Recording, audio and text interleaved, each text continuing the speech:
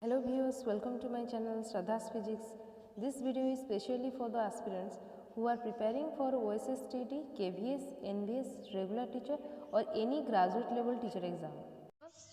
We'll see the more problems on the circular motion. So the next question is, a stone weighing 0.4 kg is held around horizontal circle at the end of a string 0.5 meter long with a speed of 180 revolution per minute. So calculate the tension in the string. So here mass of the stone is given 0.4 kg. Radius of revolution is 0.5 meter. So frequency here is 180 revolution per minute. So this is 3 revolution per second by dividing 60. Angular velocity omega equal to 2 pi. So this is 2 pi into this 3. That will be 6 pi radian per second. Here it is asking for the tension in the string. So the question will be asked in the different ways. So here it is asked that what is the tension? So that is the centripetal force. Since it is omega is given here, so F equal to, we have to put mr omega square. So mass is given, radius we know, and omega we have calculated 6 pi. So by putting all the values in the formula, we will get 71.1 Newton. Okay, I think it is clear. Next question is, the centripetal force acting on a body moving with uniform speed in circular path is 10 Newton. Without changing the path, if the speed of the body is doubled, what will be the centripetal force?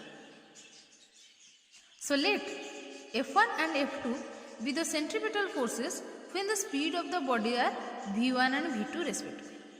So that is when F1 is the centripetal force, at that time the velocity of the body is V1. So F1 equal to mv1 square by r. Similarly F2 will be mv2 square by r. Okay. So taking the ratio, that is F2 by F1, it will be mv2 square by r divided by mv1 square by r.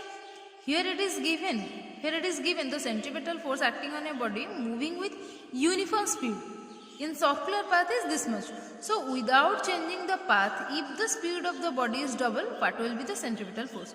So the same body, so the mass remains same, so the m here m is same, and the same path, so r is same, so cancelling m by r, so the remaining is v2 square divided by v1 square while calculating the ratio.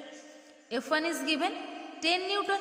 So putting the value here, F1 is 10 Newton. So here we have calculated, it is given that the velocity is double, the speed of the body is double, so that the velocity v2 will be twice of v1. Here putting all these values here, f2 divided by f1 is 10, that will be twice of v1 square divided by v1 square. So v1 square get cancelled, but 2 square is 4. So f2 equal to here, just f2, this 10 into 4, that is 40 Newton. Okay. The next question is, a cyclist goes round a circular track of radius 20 root 3 meter at a speed of 24 root 3 meter per second. So what is the inclination to the vertical? So here it is given, the radius is 20 root 3 meter. So it is moving with a velocity 24 root 3 meter per second. So the cyclist, so for the cyclist, this tan theta equal to v square by rg.